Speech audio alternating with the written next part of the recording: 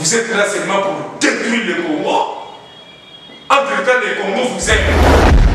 Ma poste clé tout et en moka. Garçon là, il politique en âme, après ça, on a baissé qui là. Bien écrit, il y a des tout. Mais ce que tu vas, Banaman Tumba, Basomba la paix, le zolo mystique, la pour robote, le Yamal qui va la tête, Abima Banamo, moi, il y a paix. Mais le l'autre, vous comprenez que moi, c'est ici là. Na kutanga la Congo na bi. Mala bamba na babina na yo Olivier Kamita. So kanina ba marka ba tama leo na mbe bonnet ba pecho ba kola ba baso ba. Baso ile tanga ka le mutubo ba no laisser ba bombo to. Siko tanga ko koma mukolo a proclamer élection à l'initie moi na mboka ko le corbeau de Renard, mettre corbeau sur Renard repêché. Kabila sur Renard repêché. Tenez à son bec les Congo. Chilombo, il a dit que Kabila, vous êtes beau, hein, dans la ville, quand on a un bateau pour le vanille, voilà Chilombo, déjà sa vie, manjo, toi, na. Franck, il y a la barrière, il y a un camion, il y a un coton, mais. Qu'on appelle ça qui n'est qu'invitation. Beaucoup ça là, arrêtez, surtout bien que vous allez pour ça, noir, faire que l'homme, baba, oh, famille, nous, nous, wenge, voilà, ce qui n'a ni, comme un foca, ce qui francis, l'homme, vous savez, un Congo, comme un homme, et rwandais. Mais Daniel Safon, nous avons combattu. Samuel Etoga, oui, Samuel Etoga, il y a un loi, baba, je dis, on se y a on attrape, aïe, à son biba, danti, oh, matata, pour la somme, pour la, ni. Bukamba Lonzo, Samuel Etoga son ba monter nango, a tiana ba mitu wana ya masu wana biso, ba permettre ya sala navigation. Navigation a interdit ba Congolais ba contre la marchandise. Et ya pas la banzete. Comment expliquer ça? Au bout il nous peut faire mourir ba peya, on détruit nos forêts. Banzete ba et ya na place ba. Yo montre le ngia perro na capital. Yo, tala père la ville. Fallu ça le moisson le mien fouga koto yo net ya mungala. Yo, il va bogar mon père mon gazani net bife. Ba détruire le pays na sera moto. Alors yo sousoyer na symptôme wana comme nous avons moisi tu ba payer na père wana so kota mungala mo ya botana na pecho la mo boy. Au côté la famille wana le yo ba de la maison.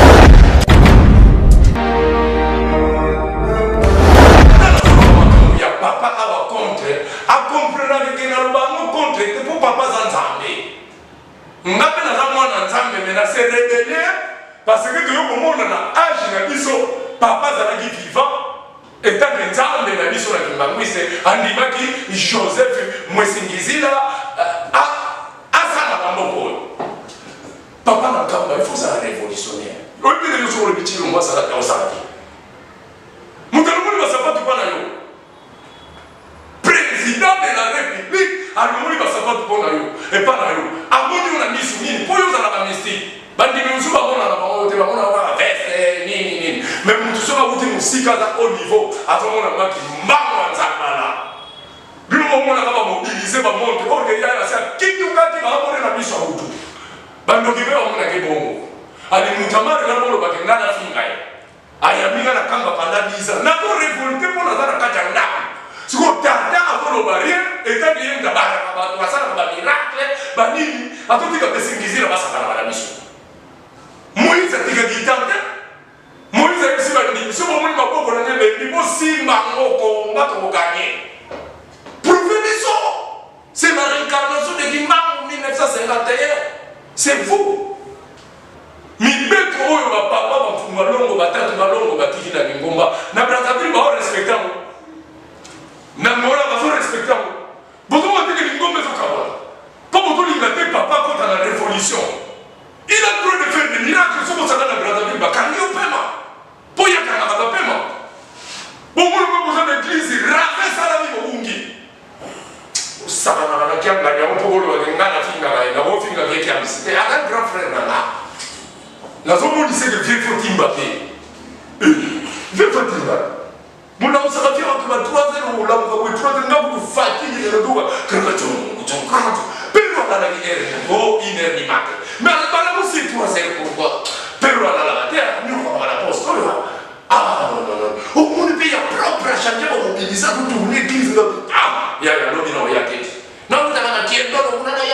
va faire aussi à la mukaki. Ah non.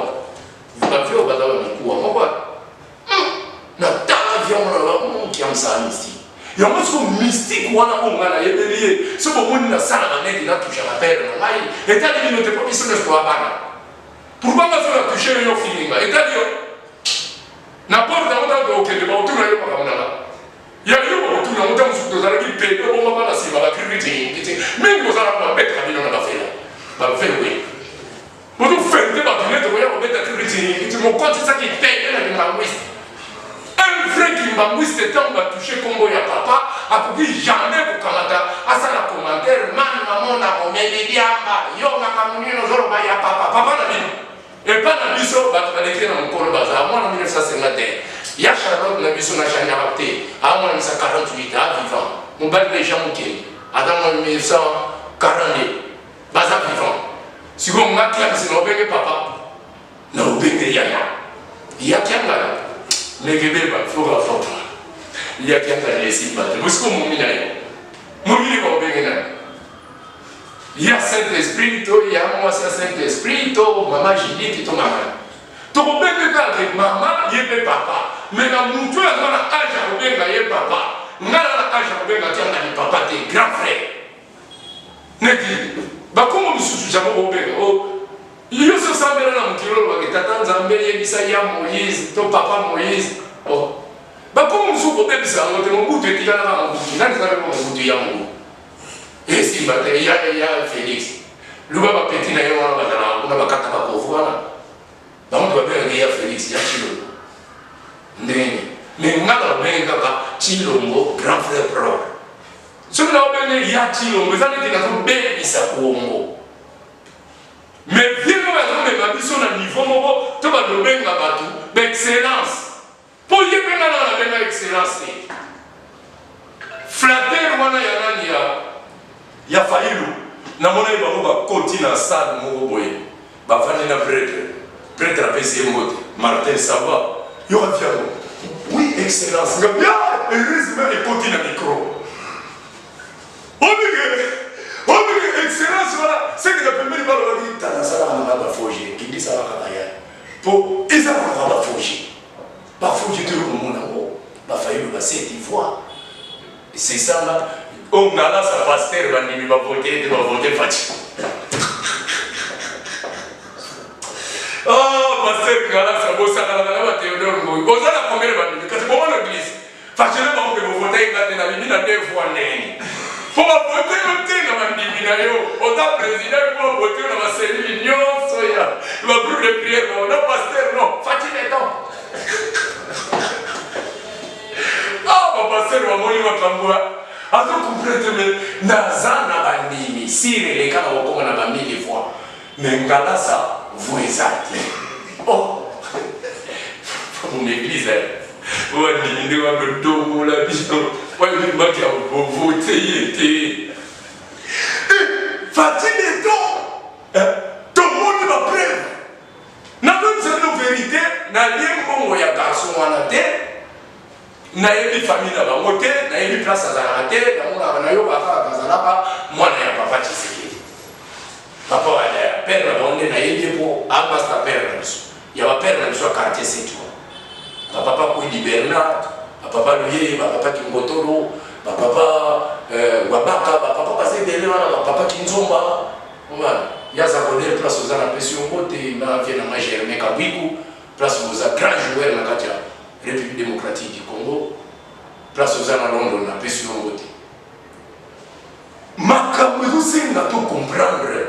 Et ça, Makamou, il y a vérité, n'est pas Gampazou de ma pays. Gampazou de ma pays, Bamou de ma pays, n'a sens où qui est noir.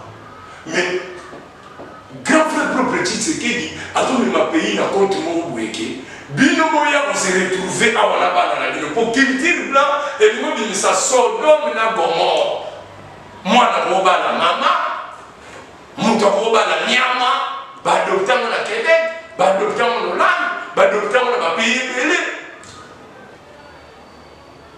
Muto roba docteur mwana, ba na ba zoyi ba na ba village, ba to que se retrouver na ba pala ba patron, si vous ba na wana so bamona tata na mama bazaba na mibali mwana ngata maokola oza mama na ya mwana mobali po akoli baba na mibali adopté mwana na bango mais c'est pas libéro bana bakala libéré ni mabolo ma wana eza phase courant kuti kuti na inga shamba maison ya netre na phase po epesa équilibre mais bino de mwana mobali na mwana mobali bozwi mwana moko na Afrique soki na Ghana soki na Congo soki na Angola bokomo bokolela poto mwana wana soki akoli tata na biso na mama na biso baza sexe moko na nga pavana bala il faut na luka sexe na nga tokomi na guerre na banalisi fe alors sikoyo président na biso Tshilombo na Nations Unies alobi nga naza mobali bopikiliki ya nzoto na nga esalaka de jamais na kokoma masculin négatif ou na kokoma féminine négatif elingo lakisaka ki pédophilie na mboka na ye aboyi yango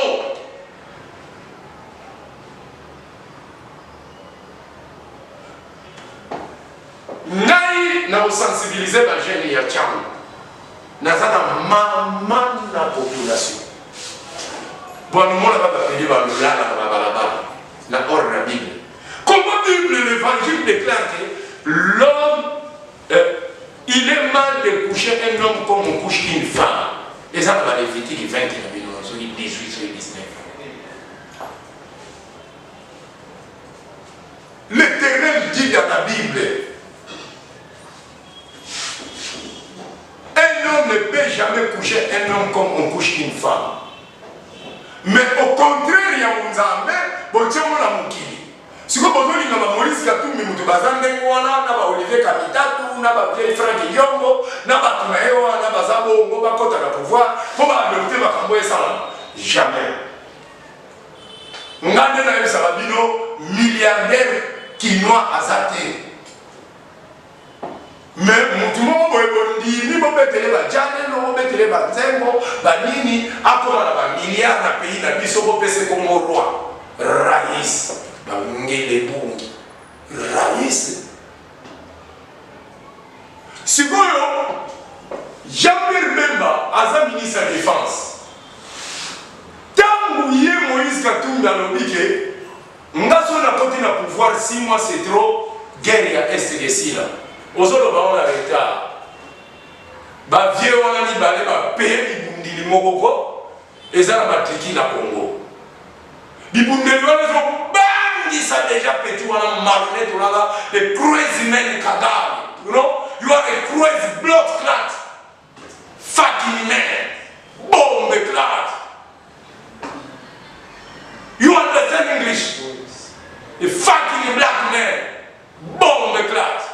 Vous êtes là seulement pour détruire le Congo. Vous connaissez bien le Congo. Quand l'éléphant dort, au moment où l'éléphant va se réveiller, à bientôt. Mais notre président a dit, il s'assure que quand on a Congo, tant. Boyoka, Botala, il va faire la bassonie. Chanderi, Tseka, Gracia, Samu, sénateur Lutete. Pourquoi tu l'as pas nous? Il boum de Jean-Pierre Bemba sombi, gouvernement na biso Congo sombi. Malgré baza sur la pouvoir tout on peine na ona malomba. Ça mon compte de la paix après maintenant dit. Pas le cas tout sous. Na moni mira tete. Na moni a monté après moi. Tout le monde va piment les pas mailler on a payé. Nous parlons aujourd'hui des véhicules blindés de l'armée congolaise. La montée en puissance des FARDC passe obligatoirement par la formation de qualité, l'équipement adéquat et l'entraînement des troupes, leur permettant d'affûter les armes pour faire face à toutes les menaces internes et externes. Au lendemain de l'annonce du vote par le Conseil de sécurité des Nations Unies, d'une résolution mettant fin à l'exigence de notification d'achat d'armes et matériel militaire pour la République démocratique du Congo, les autorités du pays ont décidé de l'acquisition d'équipements militaires devant permettre aux FARDC d'avoir les capacités nécessaires de se défendre face notamment à l'agression du mouvement rebelle M23. Le Conseil de sécurité a en effet procédé au vote de la résolution 2667, relative à la levée de la mesure d'exigence de notification d'achat d'armes et matériel militaire, en vertu du régime de sanctions 1533 contre la RDC. Depuis 2022, le gouvernement de la République démocratique du Congo s'est doté d'une loi de programmation militaire en vue de renforcer la capacité opérationnelle de son armée. Pour le gouvernement, l'approbation de ce texte constitue un acte d'engagement de toute la nation, afin de permettre à l'armée de développer ses capacités opérationnelles, en vue de doter le pays d'un atout pour faire face à l'insécurité et aux menaces émergentes multiformes. La loi de programmation militaire est une loi financière pluriannuelle, qui fixe les échéances des crédits de paiement relatifs aux dépenses d'équipement et de développement des forces armées. Elle définit dans le cadre des lois budgétaires, la tranche du budget réservé au développement, à l'équipement des forces armées. Elle détermine les séquences et le rythme des opérations ou des achats à effectuer, pour atteindre les objectifs précis des forces armées. Pour accompagner la montée en puissance de l'armée congolaise engagée dans l'est du pays face aux groupes rebelles, la RDC a négocié l'achat de matériel militaire auprès de divers partenaires parmi lesquels l'Afrique du Sud et les Émirats arabes unis. Parmi ces équipements, les véhicules blindés pour renforcer l'action de l'infanterie de FARDC, de la gendarmerie et de la police. Voyons ensemble les caractéristiques des véhicules blindés des forces armées de la RDC. En première position, les véhicules blindés Paramount Mbombé 4. Le Mbombé 4 est un nouveau membre de la famille de véhicules blindés Mbombé, fabriqué par le fournisseur de solutions de défense basé en Afrique du Sud, Paramount Group. Le dernier véhicule rejoint ses prédécesseurs, le véhicule blindé de combat, AFV, Mbombé 6x6 et le véhicule de combat d'infanterie, ICV, Mbombé 8. Le transport de troupes blindées, APC, Mbombé 4 a été officiellement lancé lors de l'exposition et conférence internationale de défense, IDEX, 2019 qui s'est tenue à Abu Dhabi, aux Émirats arabes unis en février 2019. L'APC de nouvelle génération est destiné à offrir une solution robuste pour répondre aux besoins en transport de troupes des forces armées du monde entier. Le Mbombé 4 APC peut être déployé dans une gamme d'opérations militaires, notamment la guerre conventionnelle et asymétrique, la patrouille frontalière, le transport de personnel, la recherche et le sauvetage, la lutte contre le terrorisme et les missions de maintien de la paix. Le Mbombé 4 intègre une configuration 4x4 roues motrices basée sur un châssis militarisé éprouvé au combat. Il présente une coque monocoque entièrement soudée et une disposition conventionnelle avec le moteur stationné à l'avant, suivi de la cabine de l'équipage et de la section des troupes. La conception modulaire de l'APC offre une polyvalence et améliore la solidité du véhicule, pour participer à des missions complexes. Le véhicule mesure 6,13 mètres de long, 2,6 mètres de large et 2,45 mètres de haut, et offre une garde au sol de 0,43 mètres, ce qui lui permet de rouler sur des terrains accidentés. Le Mbombé 4 a un poids à vide de 13,3 tonnes et est capable de transporter 2,7 tonnes de charge utile. Il est équipé d'un équipage de 2 membres et peut accueillir un tireur et 4 troupes débarquées dans la cabine arrière. Il est capable de fonctionner à des températures comprises entre -20 degrés Celsius et +50 degrés Celsius. La cabine multiplace avant est équipée d'un grand pare-brise en 2 parties, qui offre à l'équipage une vue dégagée sur les environs, améliorant ainsi la conscience de la situation. La coque monocoque est équipée d'une porte et de 3 fenêtres de chaque côté. Une rampe à l'arrière facilite l'entrée et la sortie des troupes débarquées. Les autres équipements installés sur le véhicule comprennent un système de navigation, des systèmes de sécurité avancés, un système de caméra d'aide à la conduite, un kit d'hivernage, des systèmes de localisation et de suivi du véhicule, des radios et des systèmes de communication. Le Mbombé 4 APC est équipé d'une station d'armes avancée montée sur le toit, qui peut être armée d'une mitrailleuse lourde de calibre 12,7 mm ou 7,62 mm. Il peut éventuellement être équipé de plusieurs supports d'armes et d'autres armements. La cabine double et la section des troupes sont équipées de fenêtres pare-balles et de sièges anti-souffle. Le véhicule offre une protection supérieure par rapport aux autres véhicules de la classe Mbombé et offre une protection balistique Stanag 4569 niveau 3 contre les obus de 7,62 mm et 12,7 mm. La partie inférieure de la coque résistante aux mines offre une protection jusqu'au niveau 4A et 4B du Stanag 4569 contre les explosions de mines. Il peut résister à l'explosion de 10 kg de TNT sous la coque et aux roues, et aux explosions latérales d'engins explosifs improvisés, IED, équivalentes à 50 kg de TNT. L'installation de plaques de blindage appliquées peut améliorer encore les niveaux de protection du véhicule. Le Mbombé 4 est propulsé par un moteur turbo-diesel à 6 cylindres, d'une capacité de production d'énergie nominale de 450 chevaux. Le moteur est couplé à une transmission automatique à 6 vitesses. Le véhicule peut atteindre une vitesse maximale de 140 km/h, et atteindre une autonomie maximale de 800 km. Il peut franchir des pentes latérales et des pentes de 35% et 60% respectivement et a la capacité de franchir des profondeurs d'eau allant jusqu'à 0,9 m. La mobilité du véhicule peut être encore améliorée par les inserts Run-Flat et le système central de gonflage des pneus, CTIS. En seconde position, les véhicules blindés Calidus MK20. Le MK20 est un véhicule blindé relativement nouveau fabriqué aux Émirats arabes unis, dévoilé pour la première fois lors de l'International Defense Exhibition et Conférence, IDEX, à Abu Dhabi en 2021. Sa conception vise à offrir un haut niveau de protection à l'équipage et aux passagers, tout en garantissant une grande mobilité et la capacité de transporter une variété de systèmes d'armes. Propulsé par un puissant moteur diesel cumain de 6,7 litres produisant 300 chevaux, le MK20 peut atteindre une vitesse maximale de 110 km/h et a une autonomie de 800 km. Son système de suspension entièrement indépendant permet une conduite douce et stable même sur des terrains accidentés. Grâce à son blindage robuste, le MK20 peut résister aux tirs d'armes légères et aux éclats d'artillerie. De plus, il est équipé d'un soubassement antidéflagrant conçu pour résister aux explosions d'engins explosifs improvisés, IED. Cette robustesse offre une excellente capacité de survie dans des environnements hostiles. La polyvalence du véhicule en termes d'armement est remarquable. Il peut être équipé d'un canon de 30 mm, d'une mitrailleuse de 7,62 mm et d'un lance-grenade de 40 mm, offrant une puissance de feu adaptée à diverses situations sur le champ de bataille.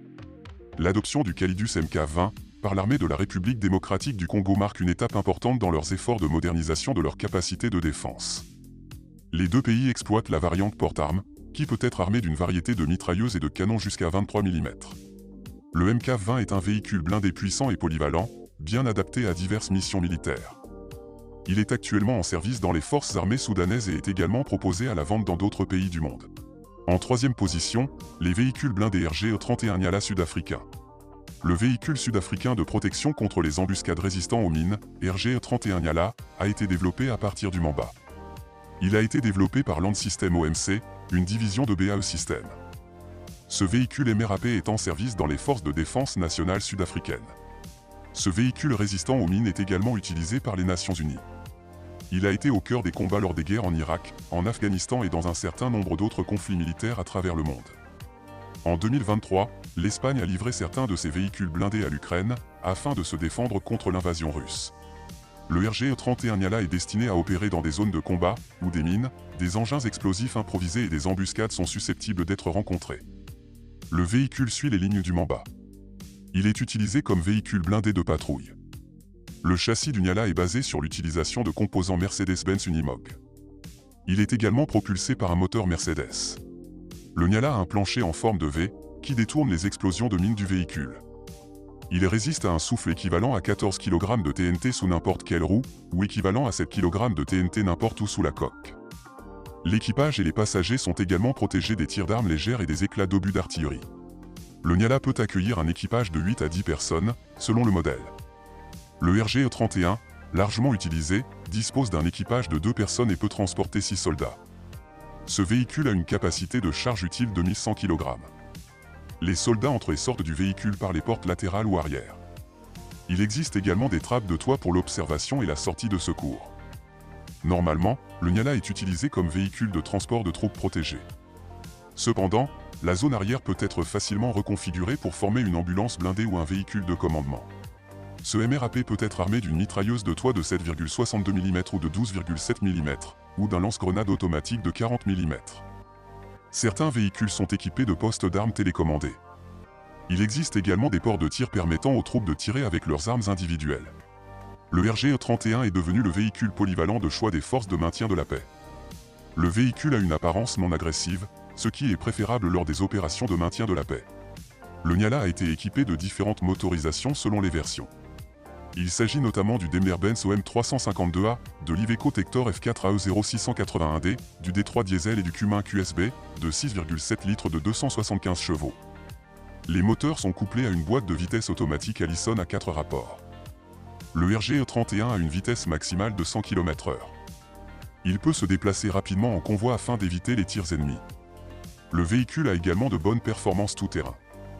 Récemment, dans le souci de la réforme dans le secteur de la défense et la montée en puissance des forces armées congolaises, une lettre d'intention a été signée conjointement, à Jakarta, en vue de la coopération militaire entre la République démocratique du Congo et l'Indonésie, selon les autorités en charge de la défense nationale. Par ailleurs, l'intérêt porté par la RDC sur les industries militaires indonésiennes s'inscrit dans la perspective de l'équipement militaire, de la modernisation et la mise en place de l'industrie militaire des forces armées congolaises. Pour finir, les forces de défense de la RDC voient leurs capacités opérationnelles renforcées par de nouveaux équipements. L'acquisition de ces véhicules est une avancée majeure pour l'armée congolaise, qui leur permettront de réagir plus rapidement et plus efficacement sur le théâtre d'opération, et contribuera à assurer la sécurité des citoyens congolais, et enfin de mieux protéger ses frontières contre les menaces de tout genre. Toutes ces nouvelles livraisons sont un coup de pouce substantiel pour les FARDC.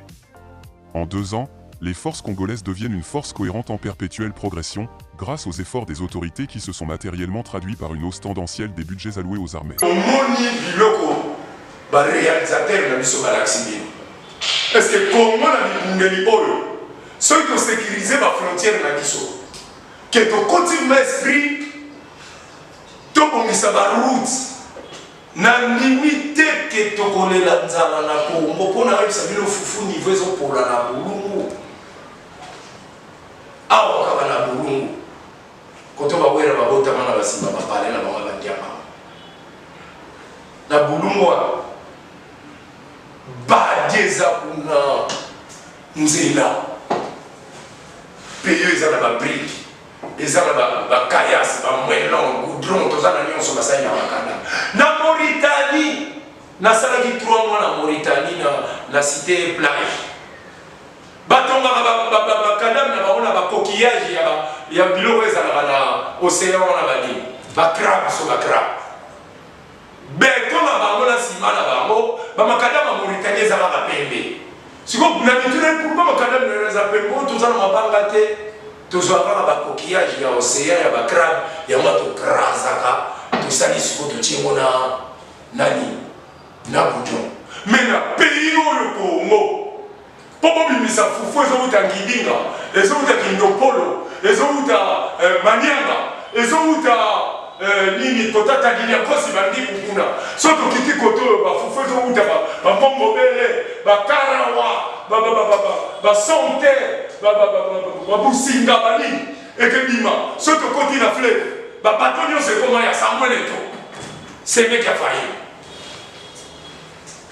Samuel Eto'o nga oyebi Samuel Eto'o ye mutu aluwa babarge nyonso ya Onatra aye asombi badanki oyo matata poni asombaki mpona nini bukangalonzo Samuel Eto'o asomba bamontere nango atia na bamitu wana ya bamasuwa na biso bapermeta ya salasaka navigation wana navigation wana ainterdisa bakongole bakotisaka marchandise eyaka na banzete comment expliquer ça au bout biloko eke faire mourir bapeya on détruire nos forêts banzete baeya na place bato il gagne combien l'Onatra détruit na waikake vie wana Chilombo afute barrière tout ya société baboma na bapere wana ya Mwisingizila wana Hippolyte Kanama 18 ans au millier de peuple congolais na niveau mon peuple niveau garçon humilié biso yo pozala humilié biloko tout moi sur notre na Congo que zoma ya trésor public ya Congo avec une pauvre femme comme moi si là yo ali yo comme si milliardaire comme sakana ye obotsa no yete obotsa no moi si aux États-Unis maman na nous soit bimaki na Dubai elongi na yo mama si fait longue nie fuka elongi mo bote ko bota bilonga ba Jean Pierre Bemba mais binisi ya yo ndenge na tuni bato na cité si to kenda de mo bata na barongo to mona ke mwana klasa kabila kufi o azate na ki bobi mandenge nini poza na bato vous avez un côté faut trouver ma origine d'abino vous êtes des démons vivants quel niveau d'égoïsme on nous a fait la garçon la télé 50 voilà c'est grâce il faut pas la origine là à l'exhibition 24 000 têtes en Gombe n'a pas Congo à l'exhibition 34 000 têtes en Gombe na Kingakati 14 000 têtes mauvais kota na na bato nango baunga bangombe pe unga bale baodama miliki kaka oyo lèvrement beuti na ngombe awa na Congo komeela ngwa koto bato bayibaka balala gouvernement bamelaka kuna yango tosenga Congo il faut tokoma na bana ya Congo ya bamilliardaire en commençant par Chilombo Tshisekedi il faut comme un milliardaire c'est votre pays mais comme un milliardaire, mais pensons aussi dans la classe non politique. Les enseignants, les soldats, les infirmières, et puis quand on va docteur, on va vérifier qui sont les vrais Congolais. Bamor des automnes a trop comme sur la malaria. Malaria pour parler. Moutakucha yo tomba comme sous. Père na baboso qui. C'est la Léon. A sentana c'est nous boya ni kindumba pamba pamba. Ayeli biso na mwana wana na ki na policier, petit na koma mayela dimisa akoma docteur, mais tellement eza influence. Ba influencer planète Congo. Il y a mon moni, tina ba docteur il y a l'esprit ma bien baza. Bazo parler biso. Ah ouvre comme là autant la fiche. Père il faut bah docteur va tout diminuer biso président de la République. Parce que ce sont des infiltrés. Et bien avant mettre à Congolais, matin la ville. Congolais sont ici soldats au Cameroun. Il faut vérifier cela. Infiltré. Un vrai soldat n'a dit ça pour mon ami, mais non, on a mon amour. On va dire qu'il y a un bataille. Il faut comme un bon mot. Il faut que nous propriétaires bien moi, la pote c'est ma. Ah, vous c'est bien patron. Pour la Kabila. Ngene bunge égoïste. On ne fois vous ben dans la passe pas les jours monsieur. On met les sur ma micro dans la banane lumière. Pour continuer vraiment la non quoi. 18 ans, on a payé à votre famille, on a prouvé à ta payé au chou là on a solo. Ah mais yo ni na lo lia no balaro nous avons pas pour monter bima. Frontière là au Kama. Bima total. Bima total bima. O tika ba liono wana bangando no wana misuba ko sanza makolo bato o pesa balia. Prima be. Mutu moko lingi no biso te pour mon ndamba ba Congolais ba epembe na yo ofuka misala bango. Obika ka fuka mana ba 3h du matin na kingaka. Soka bino na bango tu ba kinguta ba kimbele ba soka ba fuka. Ba kiti mande ba tu ba kita na kamba. Utalele. Mutacha ba pistol na mesa. Ayebi seba moke ngabo moni ngapona lo mala mboko abimi na libanda bare ngombe ba beti ngombe ba sasa abi ngombe na sai o akofi ngapona lo mala kongo funa dai so ba dai to yebi bita na na ba wale dai jura mo na manisia niveau na mo malele na ba mo ba ele ba ko esprit ne ba mo na mage ba to ma ba na ba le na kana na pai ta Tilo, beaucoup canate, beaucoup na mbongo. Bon dominer ba katumbi wana na mbongo. Pour battre nos vivants. Ba maman Olivier wana ba tourner à tiki tiki wana na ba pouvoir. Na ye mon Kabila vient doubler ba mona là les force. Na présence na ba zo mona ba arriéré de salaire azaki. Na on va des jours face façon. Ba ta ba pension ba na ta ba toujours déjà bala. Est ne ba autre bala. Ba to wana tout wana na zo na. Tout ça pour encourager aux vieux, au long de la zomba, bah, dire tout bas la poto. Il faut vraiment pas dire, bah, zombe bébé. Comment on a surtout la pousse à tout Québec, mais l'onguineuse à l'aéroport. Constamment de l'eau, la navayana, comme on a bien la coque, on a vu sur l'ingala, on a dit, on a dit, à l'aéroport. Qui t'a pour finir ma maman, yo, ok, tu finis ma maman. Attends, Félix, qui peut te dire, on va banana. Batambula na basoda na ba yaya na nzelo uzo manana kana iganga fuina ko kufela kuna to double na kita na mbanda ba avyo kita na mbanda ke zate fo kita na aéroport anji lo ba ba boy sur la forêt au dieu na zete ngabo ketu na ni wa eto ko ma ko gorili na zamba ya buro yo kuma gorili zera. Oh, naye sayo eloko na dokela yo ko yo ka posa ko ngo. O la mama mkolo wala ni na sumbo te bo ba sana la violence ngala. O be se zira yo. O be so ki yo file. Tout le monde n'est pas immigré. Mutinyo saza ava obligé de gaza na poto. Yo siko ke na poto o komo kane na baminga oyo bazo ya kuda. Yo kani se za paradis. Yeah. Nebo linga ko kufila na poto boyi makambelega na monde de militaire, makambelega na journée de mortaire. Esclave vraiment. On va nous laver, on va faire ça mindele. Na sama bele. On va y observer au coup dans place ma kokono bazat. boza esclave oyo nyonso akundanga na poto akoma esclave si balamusa esprit na ye babombango na métropole